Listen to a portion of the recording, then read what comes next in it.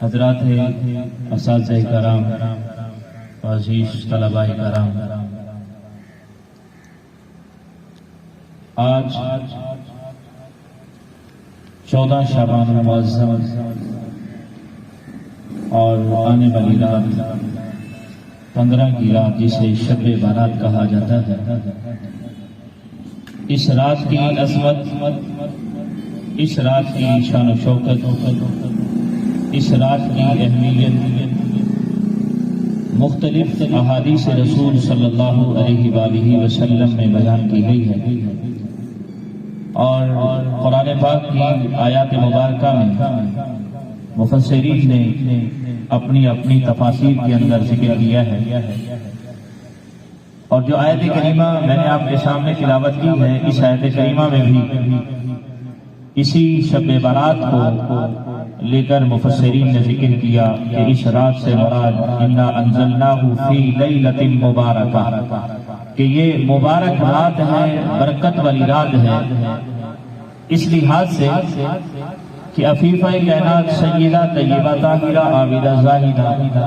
ام المومنین حضرت ام عائشہ صدیقہ رضی اللہ تعالی عنہا وہ فرماتی ہیں کہ جب شعبان کا چاند نظر آتا تھا، رسول اللہ صلی اللہ علیہ وسلم لگاتار روزے رکھنا شروع فرما دیا کرتے تھے، اور کبھی ایسا ہوتا کہ آپ وہ شعبان کے روزے کچھ چھوڑ دیتے، کچھ رکھتے، کبھی ترتیب اس طرح ہو جاتی، مضبوطی اس طرح نظر آتی کہ شاید رمضان کے ساتھ ساتھ یہ شعبان کے روزے بھی فرض کر دیے گئے ہیں اللہ کی طرف سے۔ مگر ام عائشہ صدیقہ رضی اللہ تعالیٰ عنہ فرماتی ہیں، میں نے سوال کر لیا کہ میرے سر کے تاج، کہیں یہ شعبان کے روزے فرض تو نہیں ہو گئے؟ جواب دیا نہیں، میں آنے والے رمضان یعنی فرض کو ادا کرنے کے لیے صحیح معنی میں شعبان کے اندر اس کی تیاری کرتا ہوں تاکہ فرض کو ادا کر کے اپنے خالق کائنات کو راضی کر سکوں۔ اس لحاظ سے ترغیب دی گئی ہے اس ماہ مبارک کے اندر روزے رکھنے کی کہ آپ روزے رکھیں تاکہ فرض روزے جو رمضان مبارک کے ہیں اس میں کسی قسم کی آپ کو پریشانی نہ ہو، آپ نڈھال نہ ہو، پہلے سے ہی بھوک پیاس برداشت کرنے کے لیے تیار ہوں۔ کیوں؟ اس لحاظ سے کہ امام بخاری رحمۃ اللہ علیہ نے بخاری شریف کے اندر پہلی جلد میں یہ حدیث نقل فرمائی ہے جس کے راوی حضرت انس بن مالک رضی اللہ تعالی عنہ ہے۔ وہ فرماتے ہیں کہ رسول اللہ صلی اللہ علیہ وآلہ وسلم نے فرمایا، رمضان کے اندر روزہ دار جب روزہ رکھتا ہے تو اس وقت اس کے روزے کی وجہ سے منہ میں خشکی پیدا ہوتی ہے،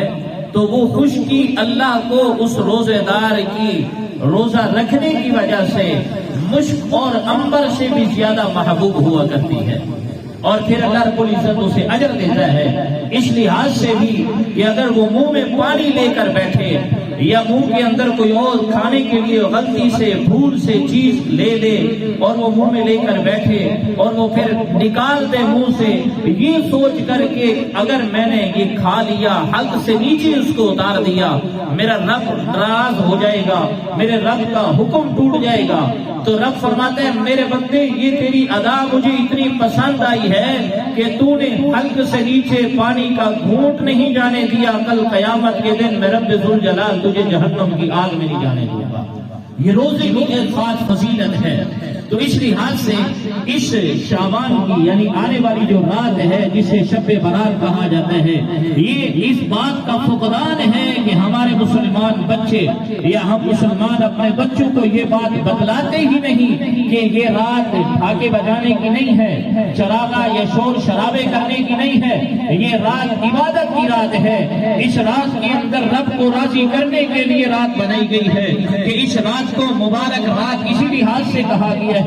اس رات کے اندر انسانوں کی زندگی اور موت کے فیصلے ہوتے ہیں، اس رات کے اندر انسانوں کے رزق کے فیصلے ہوتے ہیں، انسانوں کی حیات کے فیصلے ہوتے ہیں، انسانوں کی زندگی کے پورے مسائل جو ہیں، جو پورے مراحل ہیں، اس کے متعلق فیصلے ہوتے ہیں، اور یہ مختلف احادیث جو صحیح احادیث ہیں اس کے اندر بھی اس کو ذکر کیا گیا ہے، قرآن پاک کی آیات میں اس کو ذکر کیا گیا، مفسرین نے اس کو ذکر کیا ہے، محدثین نے اس کو ذکر کیا ہے۔ کسی کا کوئی اس بات میں اختلاف نہیں ہے، کوئی عبادت سے نہیں روکتا، بلکہ اللہ کی عبادت کے لیے ہر بندہ ترغیب دیتا ہے، ہر بندہ اللہ کو پہچاننے جاننے والا وہ یہ ترغیب دیتا ہے کہ تم اپنے رب کو راضی کرنے کے لیے لمحات بھی ڈھونڈو، گھڑیاں بھی ڈھونڈو، وقت بھی ڈھونڈو، رات بھی ڈھونڈو، کئی محفل ڈھونڈو، کہیں بھی کسی بھی جگہ پر تمہیں رب کی محفل ملے اس کے اندر شامل ہو کر اپنے رب کو راضی کرنے والے بن جاؤ۔ تو یہ رات آنے والی جو ہے یہ مبارک رات ہے۔ اس رات کے اندر آپ جتنے بھی یہ طلباء بیٹھے ہیں